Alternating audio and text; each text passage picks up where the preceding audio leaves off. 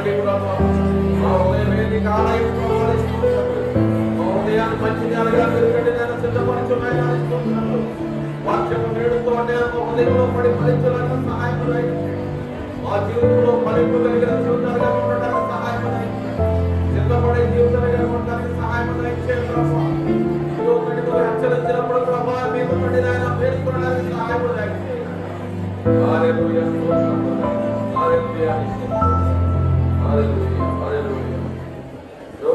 చూడాలని ఉన్నది నా యేసుని చూడాలని ఉన్నది చూడాలని ఉన్నది నా యేసుని చూడాలని ఉన్నది కోట్లాది దూతలు నిత్యము పరిశుద్ధుడని కొనియాడుచుండగా చూడాలని కోట్లాది దూతలు నిత్యము పరిశుద్ధుడని కొనియాడుచుండగా చూడాలని చూడాలని ఉన్నది నా యేసుని చూడాలని ఉన్నది.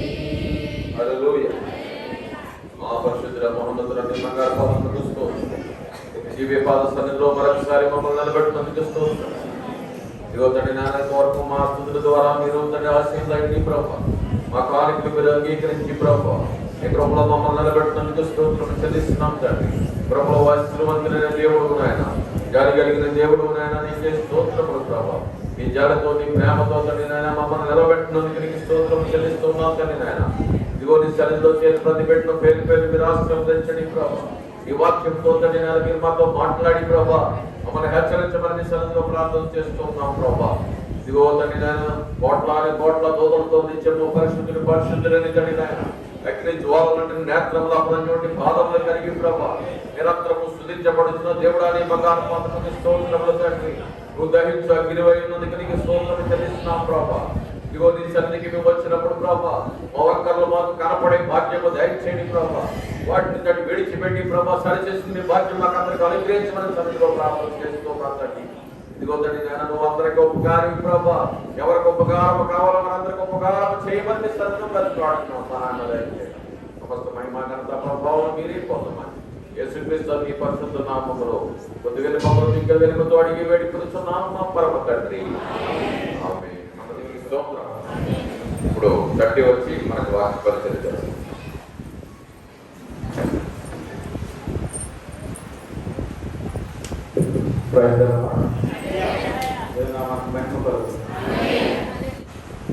నేను చూస్తా ఉంటే ప్రతిదాన్ని గమనిస్తా ఉంటాను. మనుషుల్లో స్పృహ లేదు. స్పృహ అంటే తెలుసా ఏంటండి? మనుషుల్లో స్పృహ లేదు. ప్రజెంట్ ప్రపంచంలో ఉన్న ప్రజలందరూ కూడా స్పృహే స్థితిలోనే ఉన్నారు. ఎంతో ప్రమాదకరమైనటువంటి కరోనా విజృంభించి విలవిల ఆడిస్తూ మనుషుల్ని నరిపేస్తూ చంపేస్తూ ఎన్నో రకాల కార్యాలు చేస్తుంది. ఎన్నో రకాల వేరియంట్స్ వస్తా పోతా ఉన్నాయి. కానీ ప్రజల్లో ఏమాత్రము కూడా స్పృహ లేదు. ఇజ్రాయెల్లో ఈ కరోనా వచ్చిందని తెలియగానే షట్ డౌన్.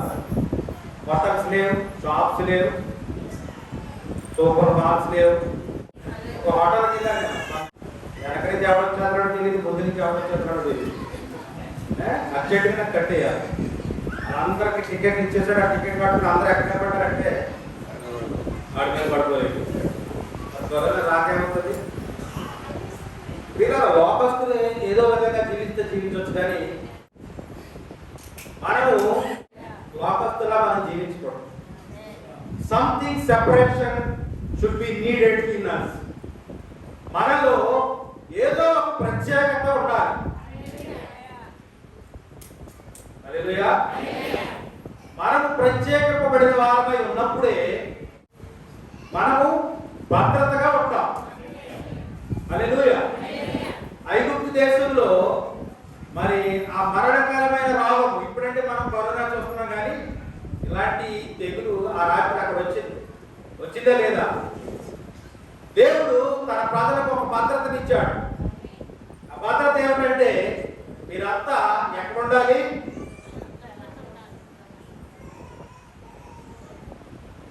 బైబిల్ ప్రతిరోజు చదువుతున్నామన్న వాళ్ళ చేతులు అక్కడే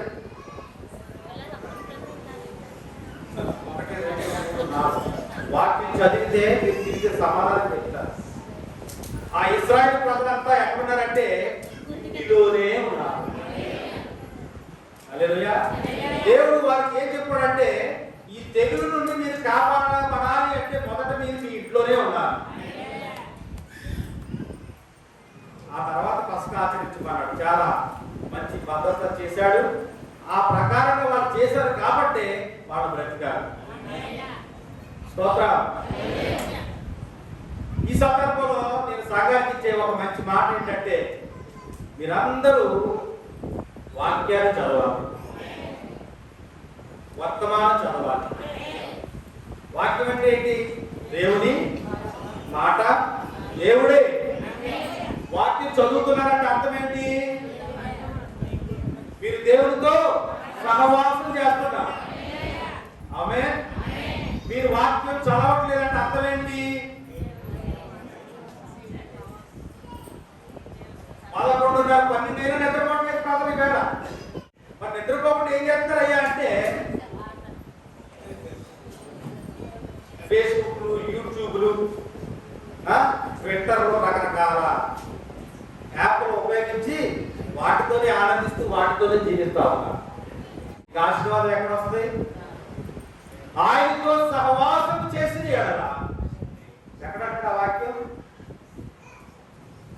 యోబు గ్రంథం. ఆయనతో సహవాసము చేసిన ఎడల నీకు సమాధానము కలుగును. ఆయనతో సహవాసం చేసిన ఎడల, సహవాసం అంటే ఇదే వాక్యం. రెండు వర్తమానం చెప్పారు కదా. ఈ వాక్యం కనుక నీకు అర్థం అవ్వకపోతే దానికి గైడ్ ఎవరండి? టెక్స్ట్ బుక్ అర్థం అవ్వకపోతే మనం ఎక్కడికి వెళ్తాం? రవి బుక్ షాప్ లోకి వెళ్ళి గైడ్ కొనుక్కుంటాం. ఈ వాక్యంలో ఉండే ఒకవేళ అర్థం మనకు అర్థం అవ్వకపోతే ఈ వాక్యం గురించి ప్రవక్త ఎక్కడ మాట్లాడాడు, ఏ వర్తమానంలో చెప్పాడు, మనం చూస్తే దాని యొక్క సంపూర్ణమైనటువంటి జవాబు మనకి దొరుకుతుంది. దేవునికి స్తోత్రం. సంఘము చేయవలసిన మొట్టమొదటి పని ఏంటంటే వాక్యం చదవాలి, పేర్లగా వర్తమానము చదవాలి. రెండవది కుటుంబ ప్రార్థన. ఎంతమంది ఇళ్లలో కుటుంబ ప్రార్థనలు ఉన్నాయి? చేతులు ఎంతండి ధైర్యంగా.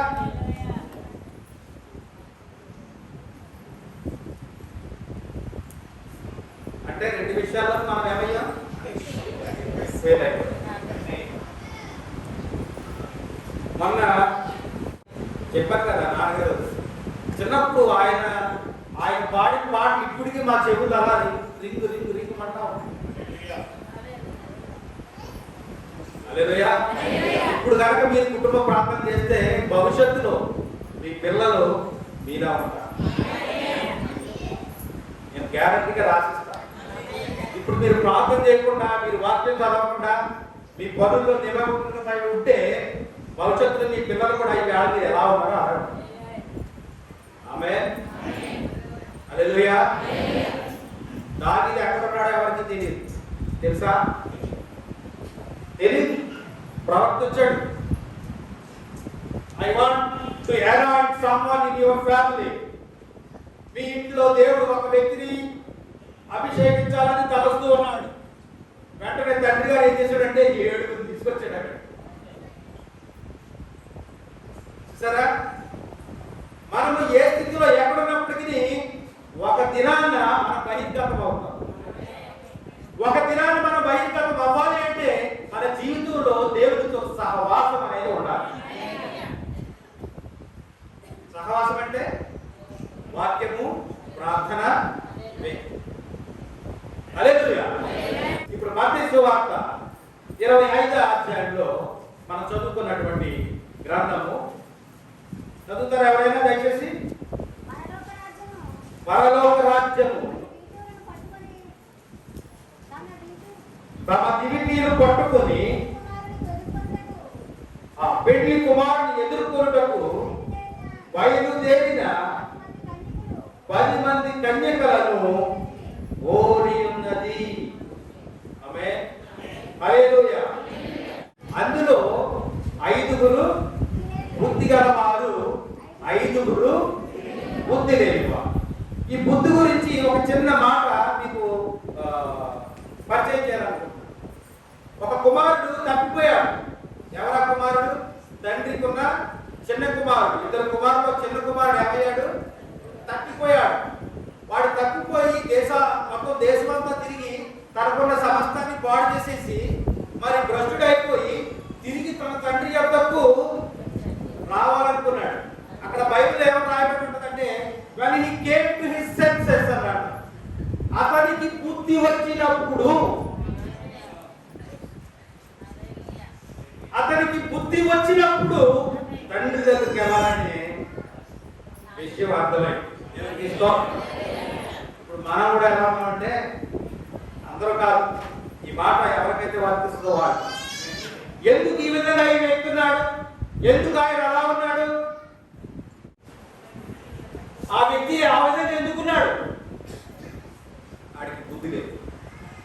బుద్ధి లేని ఎలా ఉంటారంటే ఈ తప్పిపోయిన కుమారుడులాగా ఉంటారు. అది ఒక రోజున వాడికి ఏమొస్తుంది? బుద్ధి వస్తుంది. ఆ బుద్ధి వచ్చినప్పుడు ఈ రిటర్న్ బ్యాక్ టు హోమ్. హల్లెలూయా. అతను ఎక్కడ తిరిగాడు? ఇంటికి తిరిగాడు. ఇక్కడ కూడా ఒక బ్యాచ్ ఉంది. ఆ బ్యాచ్ ఎవరంటే బుద్ధి లేని వారు. హల్లెలూయా. ఇంకో బ్యాచ్ ఎవరు అంటే బుద్ధి గలవారు. డినామినేషన్ పాస్టర్స్ చెప్తా ఉంటారు. ఏం చెప్తుంటారంటే ఈ బుద్ధి లేని వాళ్ళకి ఇంక ఛాన్స్ లేదు. అవునా? అది నిజమా? మనకు అది ఏమీ తెలియదు. ముందుగా మనం ఎక్కడున్నాం? ఈ రాజ్యం ఇప్పుడు తెలియజేస్తాము. పరలోక రాజ్యము తమ దివిటీలను పట్టుకొని ఉన్నటువంటి ఎవరు ఎదుర్కోవడానికి? పెళ్లి కుమారుని ఎదుర్కొనుటకు బయలుదేరిన 10 మంది కన్యకలను కోరి ఉన్నారు. హల్లెలూయా. ఇక్కడ సెపరేషన్ 2 గ్రూపులు అయిపోయారు. ఒక వర్గం వారు బుద్ధి కలిగిన వారు, ఒక వర్గం వారు బుద్ధి లేని వారు. బుద్ధి కలిగిన వారి దగ్గర ఏముంది? బుద్ధి లేని వారి దగ్గర ఏమి లేదు. ఇద్దరి దగ్గర నూనె ఉన్నది. అయితే ఈ బుద్ధి కలిగిన వారి దగ్గర సమృద్ధిగా ఉన్నది. ఈ బుద్ధి లేని వారి దగ్గర కొంచెమే ఉన్నది.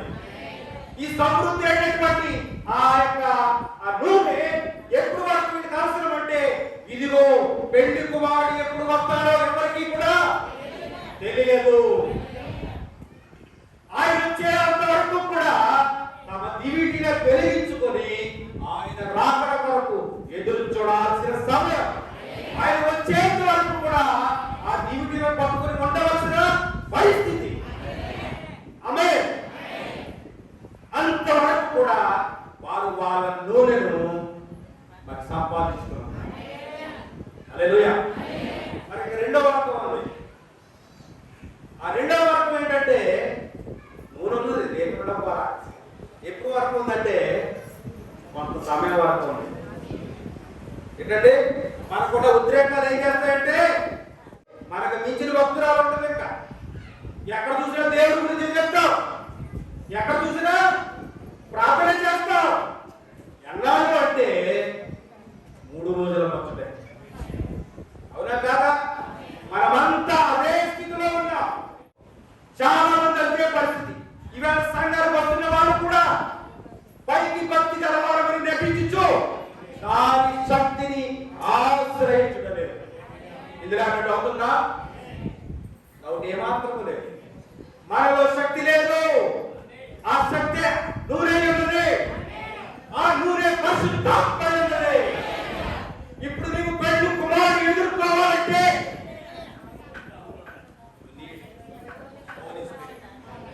నీకు పరిశుద్ధాత్మ అవసరమైనది.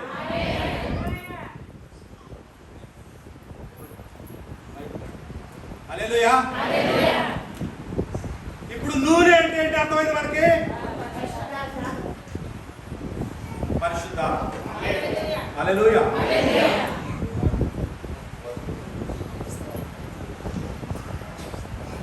సరే, ఈ 10 మంది సిద్ధమయ్యారు పెళ్లి కుమారుని ఎదుర్కోవడానికి. మధ్యరాత్రి వేళ ఒక కేక వినబడేది. ఏంటి ఆ కేక? చదవమ్మా గట్టిగా, వాయిస్ ఉన్నవాళ్ళు గట్టిగా చదవండి. అర్ధరాత్రి వేళ కామ, ఇదిగో అని చదవాలి. ఇదిగో అని చేసేవాళ్ళు. ఇదిగో నా కేక భయపడ. ఇదిగో పెళ్లి కుమారు. ఏంటా కేక? ఇదిగో పెళ్లి కుమారుడు అనే ఒక కేక వినబడింది. దేవునికి స్తోత్రం. ఇప్పుడు పెళ్లి కాలంటే కేక లేదు. పూర్వం ఇంత పొడుగు తోతాబాబు ఉంది. ఈ పెళ్లి కుమార్తె వస్తున్న ముందుగా ఇంత తోతాబాబు అట్టుకుంది ఉదేవాడు. దాని అర్థం ఏంటి? ఇదిగో ఇదిగో పెళ్లి కుమారుడు. హల్లెలూయా. ఎవరేస్తున్నారు ఈ కేక? ఎవరేస్తున్నారు ఈ కేక? తెలియదు.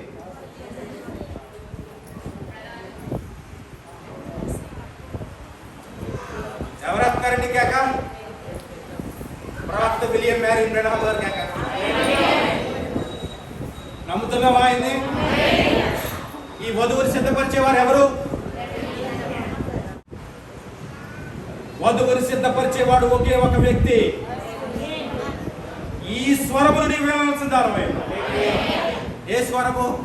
ఇదిగో పెళ్లి కుమారుడు. ఆ స్వరము వినగానే ఆ యొక్క చిన్నగా పెట్టుకున్నారు దీపాలు. ఎందుకంటే ఆ యొక్క నూనె అయిపోతుందని చెప్పి చిన్నగా పెట్టుకున్నారు. వాళ్ళు వెంటనే దాన్ని వెలిగించారు. తమ దివిటీలను వికసింపజేశారు. హల్లెలూయా.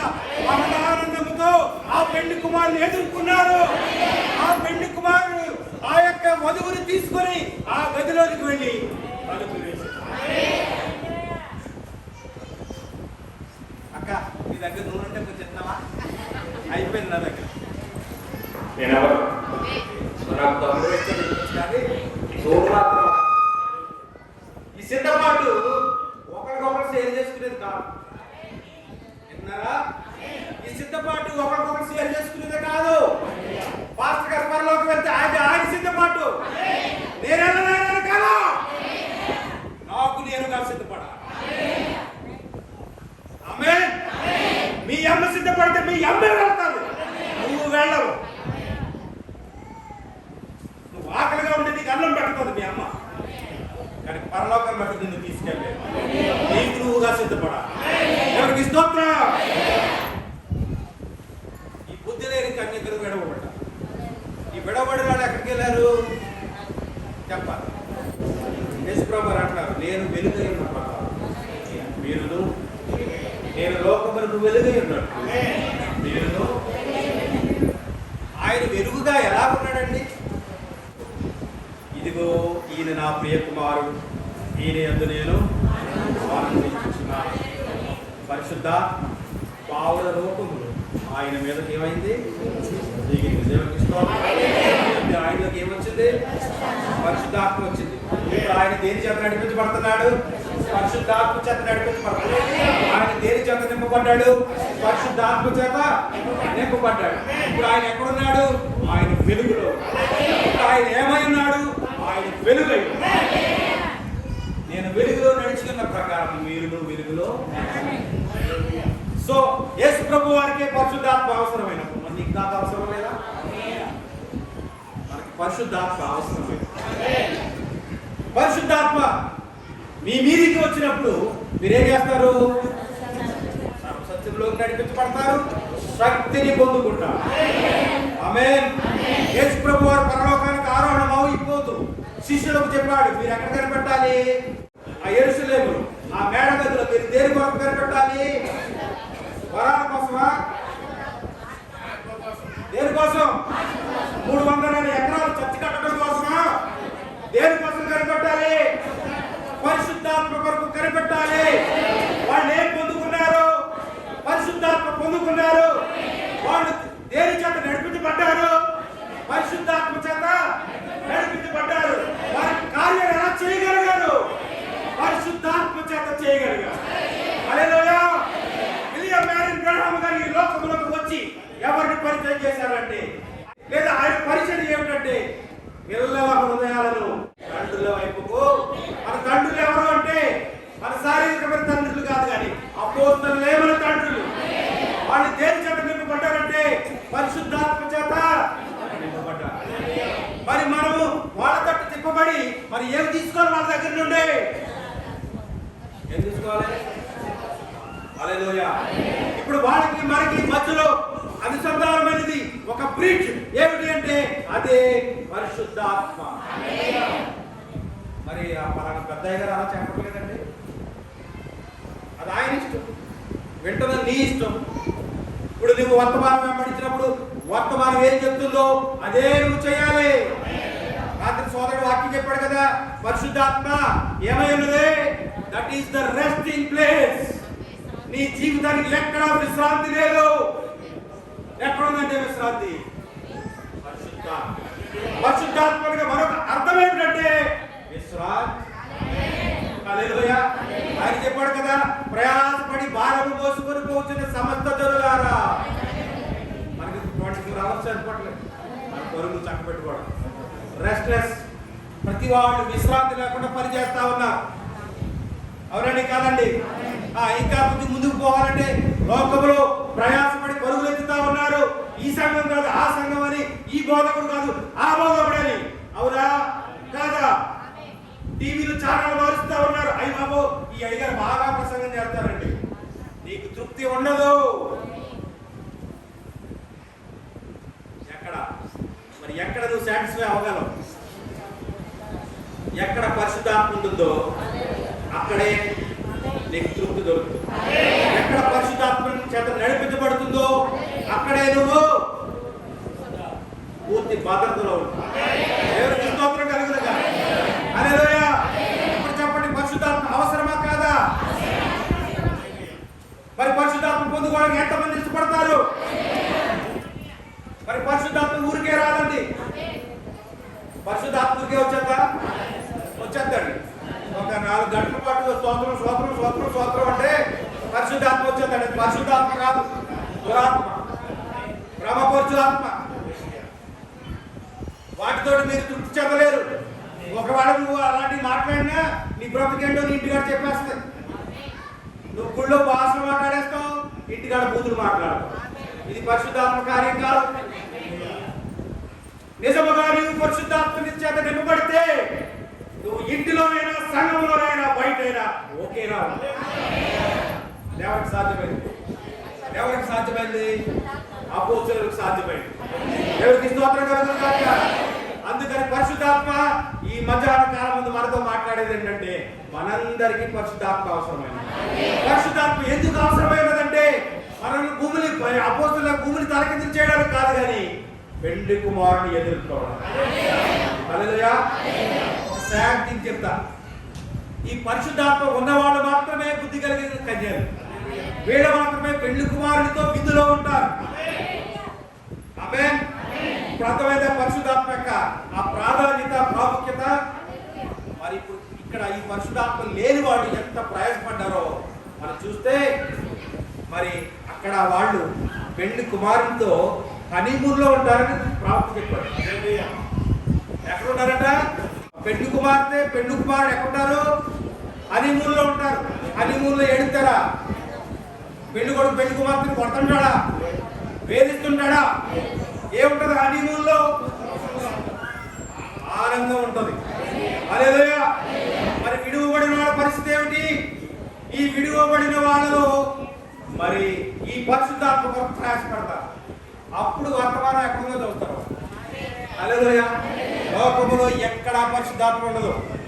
ఎక్కడైతే వర్తమానం ఉంటుందో అక్కడే పరిశుద్ధాత్మ ఉంటుంది. ఎప్పుడైతే నిన్ను తృణీకరించారో వాళ్ళందరూ మీ ఇంటికి వస్తారు. మీ అమ్మ పైకి వెళ్ళిపోయిందమ్మా, మీ అమ్మ ముద్ర పెట్టేసిన పుస్తకాలు ఎక్కడ ఏమన్నా ఉంటే నాకు ఇవ్వండి, నేను చదువుకుంటా ఉంటాను. హల్లెలూయా. దీని విలువ మనకు తెలియడం లేదు, దీని విలువ మనకి తెలియడం లేదు. నేను మొన్న చెప్పాను కదా, పాస్టర్ గారు లేరు ఇప్పుడు చదివి చెప్పడానికి. అర్థమవుతుందా? ఇప్పుడున్న వాళ్ళంతా రాడికల్స్. మీ చేత చదివిస్తారు అంటే మీ మీద కోపమేనా? చెప్పాలి. మీరు నేను పరిపూర్ణుడు కనుక మీరును పరిపూర్ణులై ఉండెదరు. హల్లెలూయా. ఆయనతో సమానమైన సారూప్యములకు రావడం కొరకు, యేసుక్రీస్తుని ఎదుర్కోవడం కొరకు, ఆ ఆధిక్యత మనం పొందుకోవడం కొరకు మా వంతు మేము ప్రయాసపడతాం, మా వంతు మీకు పుషప్పిస్తున్నాం.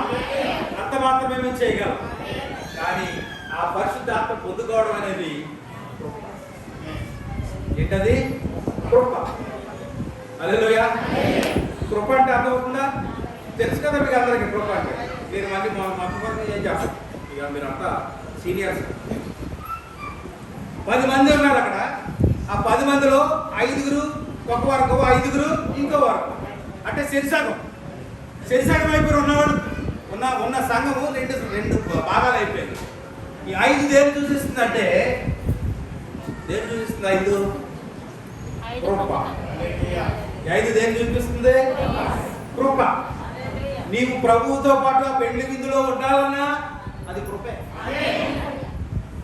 పొందువారి వల్ల, ప్రయాసపడు వారి వల్ల ఏమీ జరగదు.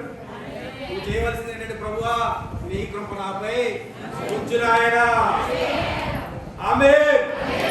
ఆయన కృప ఉంటే నువ్వు ఉండగలవు ఆయనతో. హల్లెలూయా. మరి ఏంటన్నా ఎవరు?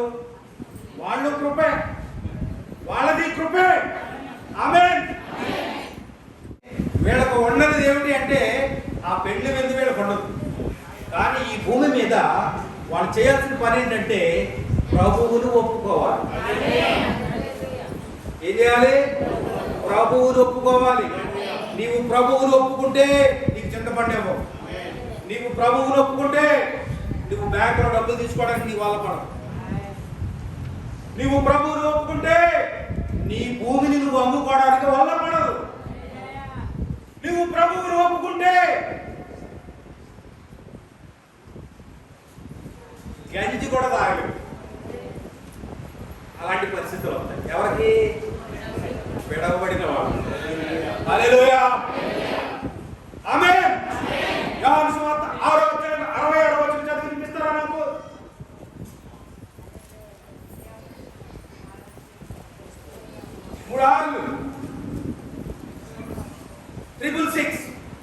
విన్నారా ఎప్పుడైనా ఈ మాట? అప్పటి నుండి ఆయన శిష్యులలో అనేకులు వెనుక తీసి మరి ఎన్నడూ ఆయనను వెంబడింపలేదు. ఎవరండి? ఈ విడువబడిన వాడు. హల్లెలూయా. అక్కడ అక్షరార్థంగా శిష్యురాడు. ఆయన ఏమన్నాడంటే, నా శరీరమును తిని నా రక్తము త్రాగువాడే ఆ నిత్య జీవమునకు వారసుడు అవుతాడు అన్నాడు. అయ్య బాబోయ్, ముందు ఈయన శరీరం తినమంటున్నాడు, రక్తం తాగమంటున్నాడు. ఇది ఏ సిద్ధాంతం అంటే రాక్షసుడు. ఇప్పుడు లోకంలో చాలా ఇజాలు ఉన్నాయి కదా. ఇక్కడ ఒక ఇజం ఉంది.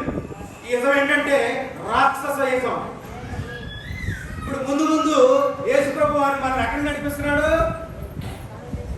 రాక్షస ఇజంలో నడిపిస్తున్నాడేమో అనుకుని పొరపడి అప్పటి నుండి అనేక మంది శిష్యులు ఆయన వెంబడించడాన్ని మానేశారు. హల్లెలూయా. ఇప్పుడు ఈ విడువబడిన వాళ్ళు కూడా అదే చేస్తారు. ఇప్పుడు నీకు 1 ఎకరం పొలం ఉంది, అమ్ముకుని బ్రతకాలనుకుంటున్నావు, కానీ నువ్వు అమ్ముకోలేవు. అమ్ముకోవడం లేదు, కొనడం లేదు. అప్పుడు ఏం చేస్తారు? ప్రభువును ఒప్పుకుంటావా, విడిచిపెడతావా? చెప్పాలి. మాట్లాడబెట్టి ఒప్పుకుంటావా? ఒకవేళ నువ్వు విడువబడిన గుంపులో ఉంటే, నువ్వు ఒప్పుకుంటే ఈ భూమి మీద శ్రమ, నీవు క్రీస్తు కొరకు చంపబడతావు. మృగానికి మొక్కాలి. ఈ సంస్థలన్నీ ఏకమైపోతాయి. WCC అంటే వరల్డ్ క్రిస్టియన్ కౌన్సిల్. ప్రపంచంలో ఉన్న సంఘాలన్నీ ఈయన చక్కగా బోధిస్తున్నాడని నువ్వు ఛానల్ పెట్టుకుని వింటున్నావే, ఆయన ఒక సంస్థ అయిపోతాడు. ఆ సంస్థే వరల్డ్ క్రిస్టియన్ కౌన్సిల్. ఇప్పుడు నువ్వు ఆయన వెంబడించావంటే నువ్వేమయ్యావు? 666 ముద్ర కింద ఉన్నావు. కనుక నువ్వు విడబడితే ఏమవుతుందంటే మరణిస్తావు. క్రీస్తు కొరకు మరణిస్తారు ఒకవేళ ఆత్మ కొరకు ప్రయాసపడిన వాడు. హల్లెలూయా. ఈ 5 బుద్ధి లేని కన్యకలు తర్వాత నూనెని సంపాదించుకుని వెళ్ళారా లేదా? కొంతమంది చదవట్లేదు మీరు. వారు వెళ్ళారు. హల్లెలూయా. అదే రెండవ పునరుద్ధానం. హల్లెలూయా. వాళ్ళు చనిపోయినప్పటికీ వాళ్ళు తిరిగి పునరుద్ధానమైనప్పుడు తీర్పులో వాళ్ళని దేవుడు తన పరలోకంలో వాళ్ళకి ఒక స్థానాన్ని ఇస్తాడు. హల్లెలూయా. దేవునికి స్తోత్రం. ఇప్పుడు మనం నిర్ణయించుకుందాం, బుద్ధి కలిగిన ఆ యొక్క జాబితాలో ఉన్నామా, ఆ బుద్ధి లేని వారి జాబితాలో ఉందాం? చెప్పండి. బుద్ధి కలిగిన జాబితాలో ఉంటే మనం ఎత్తపడటమే కాదు, ఆయన యొక్క పెళ్లి విధిలో ఉంటాం. మచ్చ డాగు కళంకము లేని వధువు కోసము క్రీస్తు 3 సార్లు రావాల్సి ఉన్నది. అంటే వర్తమానాన్ని తెలుగులో చెప్తున్నాను. The church is supposed to be virgin of the word, free from the man-made dogmas, creeds and traditions. ఇప్పుడు సంఘం ఏమవ్వాలంటే ఈ సిద్ధాంతాల నుండి, మనుషుడు ఏర్పాటు చేసిన ఈ యొక్క ఆచారాల నుండి బయటకు రావాల్సి ఉన్నది. దేవునికి స్తోత్రం. ఈ బయటకు వచ్చినటువంటి ఈ యొక్క వధువు ఎలా ఉంటుందంటే మచ్చ డాగు కళంకము లేని. అపోస్తలుడైన పౌలు అన్నాడు, ఆ మాట చదువుతా చూడండి. ఎందుకనగా పవిత్రురాలైన కన్యకనుగా ఒక్కడే పురుషునికి అనగా క్రీస్తుకు సమర్పింపవలనని మిమ్మును ప్రధానము చేసి తిని. పరిశుద్ధురాలైన కన్యకగా క్రీస్తుకు మిమ్మల్ని ఏం చేశారంటాడు? ఆయన ప్రధానము చేశారు. ఆయన క్రీస్తుతో ఒక సంబంధాన్ని మనకు ఏర్పాటు చేశాడు. అలనాడు ఎలియాజరు ఆ యొక్క రెబెకాను తీసుకొచ్చి ఆ ఇస్సాకులకు ఏం చేశాడు అంటే కారణం చేశాడు. దేవునికి స్తోత్రం. హల్లెలూయా. వాక్యం అర్థమవుతుందా? ఒకరోజు యేసు ఆ కృపా ద్వారమును మూసివేయును. ఏం చేస్తాడంటే దేవుడు ఒక రోజుని, మీకు అర్థం కాలేదు కదా, నాబోహు గారు లోపలికి వెళ్ళగానే ఏం చేశాడు దేవుడు మూసాడా, నాబోహు మూసాడా? హల్లెలూయా. ఇప్పుడు ఈ కృపా ద్వారం ఎవరు మూగిపోతున్నారు? యేసు ప్రభువే మూగిపోతున్నా. మరి ఇంకొక చోట ఓపెన్ అవ్వబోతుంది అదే ద్వారం. ఎక్కడ? ఇజ్రాయెల్. ఈ ద్వారం ఇక్కడ మూయబడుతుంది. మన కొరకు అన్యులైన మన కొరకు ఒక రోజు తెరవబడింది. కొంతమంది సిద్ధపడ్డారు, నూనె సంపాదించుకున్నారు, మరి వధువుగా ఎత్తబడబోతున్నారు. హల్లెలూయా. ఇప్పుడు ఆయన ఆ ఎత్తబడిన తర్వాత ఈ కృపా ద్వారా ఏం చేస్తాడంటే మూసివేస్తాడు. అప్పుడు ఇక్కడ ఈ అన్యుల్లో ఏం జరుగుతుందంటే శ్రమలు ప్రారంభమవుతాయి. ఇదే శ్రమల కాలంలో ఇశ్రాయేలులో ఏం జరుగుతుందంటే 144,000 మంది రక్షించబడవలసిన వారు. హల్లెలూయా. దేవుని ప్రణాళిక ఎంత పగడ్బందీగా, ఎంత కరెక్ట్ గా ఉంటుందో చూడండి. ఒక సున్నైనా పొల్లైనా తప్పిపోతున్నాడు ఆయన. ఆ విధంగానే జరుగుతా ఉంది. హల్లెలూయా. 2 నెలల క్రితం మందిరం కట్టేస్తాననుకున్నాం. నేను చూసా, అబ్బా ఎంత అదృష్టం, యేసు ప్రభు వస్తే నేనే కళ్ళారా చూడొచ్చు అనుకున్నా. కానీ ఆగిపోయింది. ఆయన కృప. ఇంకా ఎవరు రక్షించబడాలి? అన్యులు యెరూషలేములో దేవాలయం కడుతున్నారు, మీరు ఆనందించవలసిన పని లేదు. ఎందుకంటే ఇక్కడ కృపాద్వారం మూయబడతారు. హల్లెలూయా. ఈ కృపాద్వారం మూయబడక ముందే నువ్వు ఏ గుంపులో ఉండాలంటే ఎత్తబడే గుంపులో. వాక్యం అర్థమవుతుందా? ఇంకా స్పృహ లేని వారిగానే ఉన్నారా? ఆత్మీయంగా మనం ఎలా ఉన్నామంటే ఏమి తెలియని స్థితిలో ఉన్నాం. ఇక సమయం లేదండి. హల్లెలూయా. సమయం ఉందనుకున్న వాళ్ళు చేతులు ఎత్తండి. సమయం లేదని తెలుసా మనకు? మరి సిద్ధపడుతున్నావా? పరిశుద్ధాత్మ శక్తిని నువ్వు పొందుకోవాలి. పరిశుద్ధాత్మ శక్తి ఎందుకంటే ప్రభు నువ్వు ఎదుర్కోవాలి. హల్లెలూయా. ఇంకా ఎవరో కేకేస్తారు అనుకుంటున్నారా? ఆల్రెడీ కేక వేయబడింది. ఎప్పుడు? ఎక్కడ? ఎవరేసారన్నా కేక? హల్లెలూయా. ప్రవక్త కేక వేసి వెళ్ళిపోయి వెళ్ళిపోయాడు. హల్లెలూయా, దేవునికి స్తోత్రం. యేసు ప్రభువారు ఈ లోకానికి వచ్చింది నిన్ను నన్ను రక్షించడానికి, కల్వరిలో మనం విమోచించడానికి. ఒక సందర్భం అయితే ఆయన రెండవసారి వచ్చాడు. ఈ డినామినేషన్ తెలియదా సంగతి? ఆయన ఆత్మీయంగా అక్కడ వచ్చి సంఘానికి ఒక గుర్తునిచ్చాడు. అది మీకు అర్థమయ్యే భాషలో చెప్తాను. మీరు బ్యాంకు వెళ్ళినప్పుడు ₹1,00,000 మీ బ్యాంకులో ఉన్నాయి, ఓ 10,000 కావాలి. ఇప్పుడంటే బ్యాంక్ సిస్టమ్ మారిపోయింది, కానీ పూర్వం డబ్బులు కావాలంటే మరి ఏదో రాసుకుని ఒక టోకెన్ ఇచ్చేవాడు, ఒక బిళ్ళ. జాగ్రత్తగా వెళ్ళండి. ఆ టోకెన్ పెట్టుకుని మనం బయటకు వెళ్ళి టీ తాగరావచ్చు, ఇంటికి కూడా వచ్చేయచ్చు. ఆ టోకెన్ నీ దగ్గర ఉన్నంత కాలము నువ్వు ఎంత డబ్బులకైతే రాసావో అది నీకు గుర్తనమాట. హల్లెలూయా. అప్పుడు నీకు డబ్బులు ఆ 10 మంది ఉన్న 20 మంది ఉన్న నీ టోకెన్ నెంబర్ వచ్చినప్పుడు ఆ కౌంటర్ దగ్గరికి వెళ్ళినప్పుడు నీకేమిస్తారంటే నువ్వు ఎంతకు రాసావో ఆ డబ్బులు నీకు ఇస్తారు. It is called claim.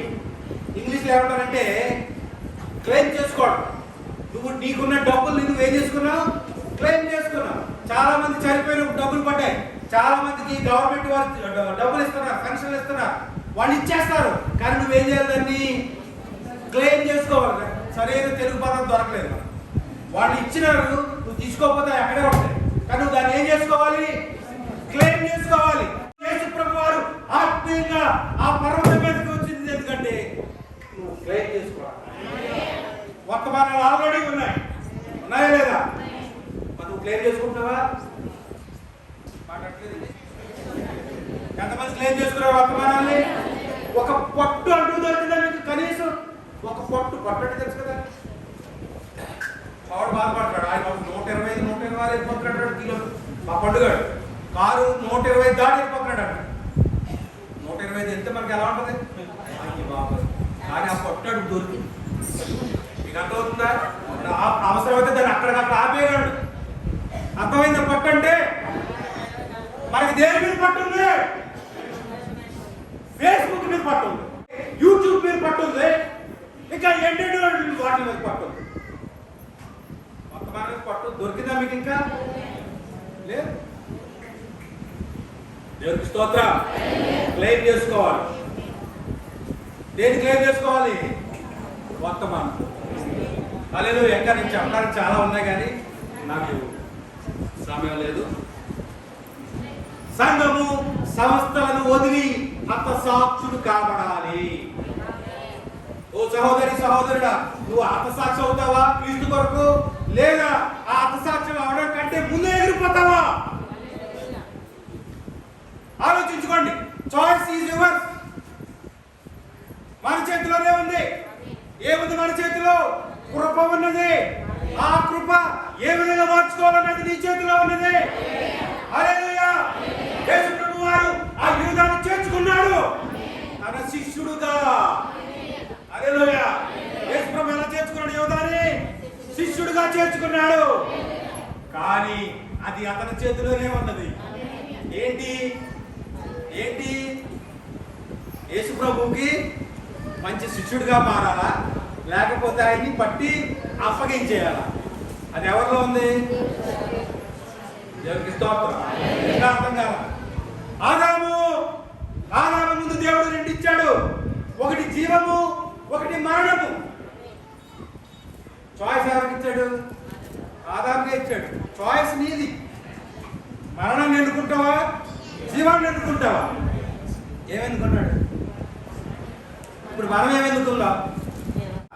యేసు ప్రభు వారి ఈ యొక్క రాకడలో ఆయన వచ్చినప్పుడు ఆయన ఎదుర్కొనే బ్యాచ్లో ఉన్నావా, లేదా ఆయన కొరకు హతసాక్షిలో అవుతావా? ఇంకోటి ఉంది, ఈ రెండు కాకుండా ఇంకా ఉంది స్టోరీ, తర్వాత మాట్లాడు. అది ఇంకా మహాభయంకరం, అది అగ్నిగుండమే ఇంకా. హల్లెలూయా. కనుక ప్రియమైన సహోదరులారా సహోదరులారా, మిమ్మల్ని ప్రభు పేట ప్రతిమాలేదు ఏంటంటే మనము స్పృహ లేని స్థితిలో ఉండకూడదు. స్పృహ లేని స్థితిలో ఉండకూడదు. మనము స్పృహ కలిగి ఉండాలి. చిన్న చీమ కుడితే మనకి ఏం కలుగుతుంది? అది స్పర్శ తెలుస్తుంది. నీకు స్పర్శ తెలిసిందంటే నువ్వు స్పృహలో ఉన్నావు. హల్లెలూయా. మరి మనం ఏ కాలంలో ఉన్నాము? నీకు స్పృహ ఉందా? ఇంకా ఎలాగే సాగుతుంది అనుకుంటున్నావా? ఇంకా పెళ్లిళ్ళు చేసుకుందాం, ఇంకా ఇల్లు కట్టుకుందాం, ఇంకా ఈ భూమి మీద అయ్యి బాబా ఇంకా చెప్పాలంటే డీప్గా మరణానికి అంగుళము దగ్గరగా వెళ్ళిపోయినా కూడా మనిషి పుచ్చిపోవలేదండి. ఇంకా వాళ్ళలో మార్పు లేదండి. ఇంకా వాళ్ళ బుద్ధి మారలేదండి. మరణాన్ని చూసి కూడా నువ్వు మారలేదు అంటే కృప నీ చేతిలో ఎలా ఉందో నువ్వు దాన్ని ఒకసారి చూడు.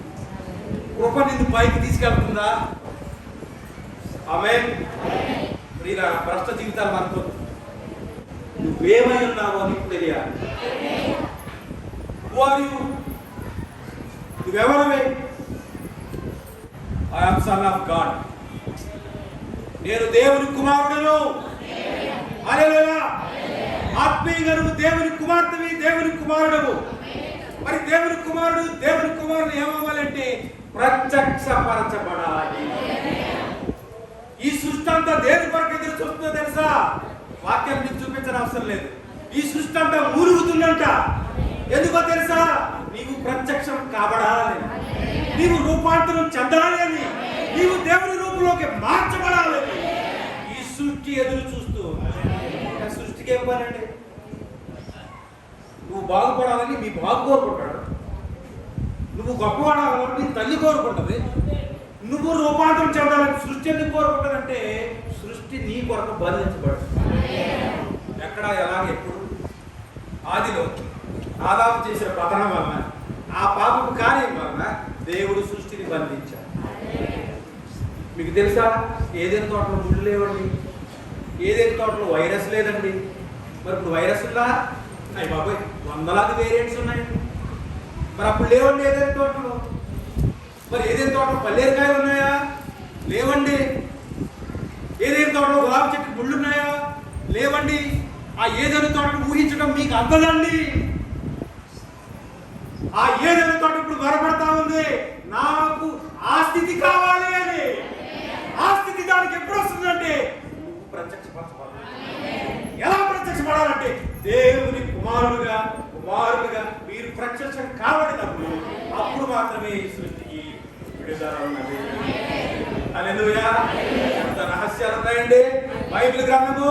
చదవండి ప్రియులారా. లోకంలో ఎక్కడా మీకు జ్ఞానం దొరకదు. బైబిల్ చదవండి, బైబిల్ మీద ఒక పట్టు సంపాదించండి, ప్రార్థన వీరులుగా మారండి. దేవుడు మిమ్మల్ని వాడుకుంటాడు. హల్లెలూయా. మరి దేవుని కుమారులు ఎలా ఉంటారు? దేవుని కుమారుల వరకు సృష్టి మునుగుతుంది, రైటే. ఇప్పుడు దేవుని కుమారులు మార్చబడిన తర్వాత వాళ్ళు ఎలా ఉంటారు? సింపుల్. రాత్రి కూడా విన్నారు మీరు వాక్యం, వెళ్ళిపోయి తట్టుకోలేదు కదా. దేవుని కుమారులు దేవుని వలె ఉంటారు. అవునా కాదు? తప్పు చెప్తున్నా. మీరు దైవములు అన్నాడు వాక్యం. ఎందుకయ్యారు? మీ బాబు దైవం కనుక. నువ్వెందుకు దైవం అయ్యావు అంటే మీ బాబు దైవం కనుక. సఫర్ దాన్ని రివర్స్ లో మార్చుకుందాం. మీరు దయ్యములు కనుక అంటే మీ బాబు ఎవడు? దయ్యం. సింపుల్. మీరు దయ్యాలుగా ఉండాలనుకుంటున్నారా, దైవములుగా ఉండాలనుకుంటున్నారా? Choice is yours. హల్లెలూయా. మీకు ఏం అర్థమైందో నాకు తెలియదు కానీ కృప గురించి మాట్లాడాలి. హల్లెలూయా. ఎత్తబడే గుంపులో ఉండాలన్నా, విడవబడాలన్నా, హతసాక్షి కాబడాలన్నా, నువ్వు భ్రష్టుడు అయిపోవాలన్నా అది దేవుని కృప. నువ్వు ఎవరిని పేరు పట్టవలసిన పని లేదు. ఒకప్పుడు ఆ భ్రష్టుడు అవ్వచ్చు. You will come back. Hallelujah. చేతనైతే వాడి కోసం ప్రార్థన చేయి. యేసు ప్రభు దగ్గర ఒక స్త్రీని తీసుకొచ్చారు. అయ్యా వ్యభిచారం చేత రెడ్ హ్యాండెడ్ గా పట్టుకున్నాం. మరి ఏదో వాడేడి? నువ్వు రెడ్ హ్యాండెడ్ పట్టుకుంటే మరి ఆమెతో వ్యభిచారం చేసి ఆడేడి? ఆ లేడీ ఎస్కేప్. ఈవిడ తీసుకొచ్చామన్నారు యేసు ప్రభు దగ్గర, రెడ్ హ్యాండెడ్ గా పట్టేసుకున్నాం అంటారు. ఓకే పట్టుకున్నా, రైట్. ఆయన ఏమనలేదు. మీలో పాపం లేనివాడు మొదట రాయం వేయండి అని చెప్పి ఆయన నేలకు వంగి రాసుకుంటాడు. అంటే ఏం రాసుకుంటాడు ఆయన? కృప. ఏం రాసుకుంటాడు? యోహాను సువార్త 8:8 ఆయన ఏదో రాసుకుంటాడు. ఆయన ఏం రాసుకుంటాడో బైబిల్లో లేదు. ఆయన నేలకు ఏమీ మాట్లాడలేదు. ఆయన లేచి చూసేసరికి ఒక్కడ కూడా లేడు అక్కడ. ఆమె అక్కడ ఎవడూ లేడు. ఆమె మాత్రమే గడగడలాడుతూ నిలబడింది, దొరికిపోతా ఉంది. వీళ్ళందరూ వెళ్ళిపోయారు. మరి ఈయన ఏం చేస్తాడు? దేవునికి స్తోత్రం. అదే కృప. అమ్మా నేను ఎవరు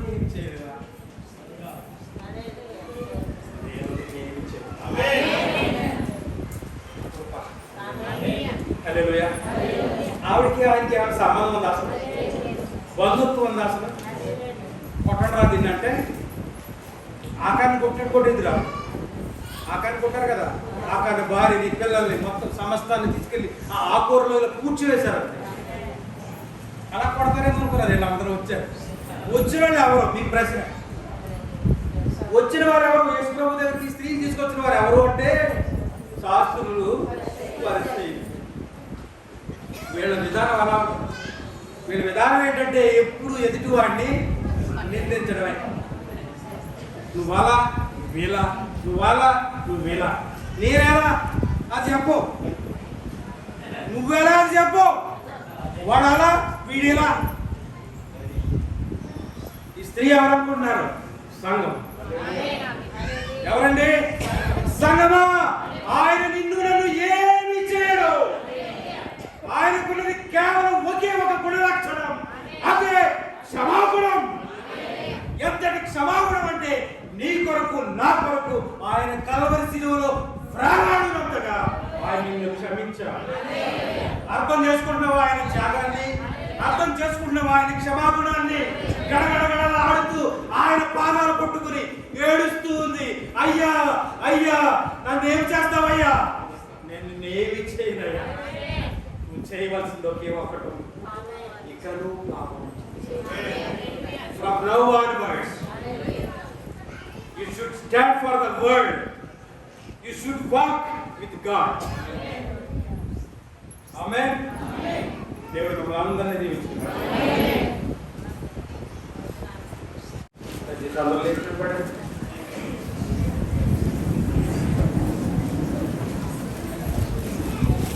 ఒకసారి రెండు చేతులు ఎత్తి బైబిలానికి కింద పెట్టండి. చేతుల్లో పాత్రలు బైబిలానికి కింద పెట్టండి. చేతులు పెట్టండి పైకెత్తి. ప్రభు యొక్క కృప కోసం వేడుక. ఇవాళ నువ్వు నేను బ్రతుకున్నామంటే దేవుని కృప. నీవు నేను ఈ విధంగా ఉన్నట్టు కేవలం దేవుని కృప మాత్రమే. నీ గొప్పతనం ఏమీ కాదు, నీ బలగము కాదు, నీ ఆస్తులు కాదు, ఏమి నిన్ను రక్షించలేవు. కేవలం దేవుని కృప మాత్రమే నిన్ను రక్షించగలదు, విడిపించగలదు. కొద్ది నిమిషాలు ప్రతి ఒక్కరు నోరు తెరిచి వ్యక్తిగతంగా దేవుడికి ప్రార్థించండి. హల్లెలూయా స్తోత్రాలు కాదు, ఆయనతో వ్యక్తిగతంగా మాట్లాడండి. ప్రభువా నీతో నాకు సహవాసం కావాలి, ప్రభువా నన్ను క్షమిస్తావా, ప్రభువా నన్ను నడిపించుకుంటావా, నీ యొక్క వాక్యం నన్ను బండ మీద నన్ను నిలబెడతావా. ప్రతి ఒక్కరు ప్రార్థించండి.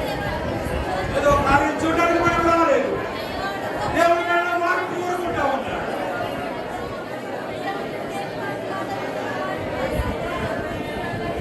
మహాపరిశుద్ధుల మహోన్నతులని బంగారు పాపములకు స్తోత్రం చెల్లిస్తూ ఉన్నాం తండ్రి నాయన. దేవుడికి నీ కృప మమ్మల్ని భద్రపరిచే ప్రభావాన్ని స్తోత్రం. ఇక మమ్మల్ని హెచ్చరించడం బట్టి స్తోత్రం చెల్లిస్తూ ఉన్నాం ప్రభు. హల్లెలూయా. ఇదిగో తండ్రి నాయన, ఎంత భయంకరమైన దినాల్లో మేము జీవిస్తున్నాము తండ్రి నాయన. మాకెవరికి తండ్రి తెలియటం లేదు ప్రభావాన్ని స్తోత్రం తండ్రి నాయన. ఇదిగో తండ్రి నాయన స్తోత్రములు భయంకరమైన దినములు, అపాయకరమైన దినముల్లో జీవిస్తున్నాం ప్రభావ. ఇదిగో తండ్రి ఇంకా ఎన్నో సంవత్సరాలు ఈ లోకం ముందుకు సాగుతుందని ప్రజలు అనుకుంటూ ఉన్నారు, కానీ నాన్న ఎంతో కాలం ఈ లోకం నిలబడేది కాదు నాయన. స్తోత్రం. ఇదిగో లోకము ప్రసవ నెప్పులతో తండ్రి నాయన అది కొట్టబెట్టాడుతూ ఉంది ప్రభా. ఎప్పుడు తండ్రి నాయన ఈ లోకములకు అంతం వస్తుందో తెలియని పరిస్థితుల్లో మేము జీవిస్తున్నాం తండ్రి. ఇదిగో బుద్ధిమంతుడైతే ఇదిగో తండ్రి కాలమును సూచనను గమనించి ప్రభావిస్తున్నాడు.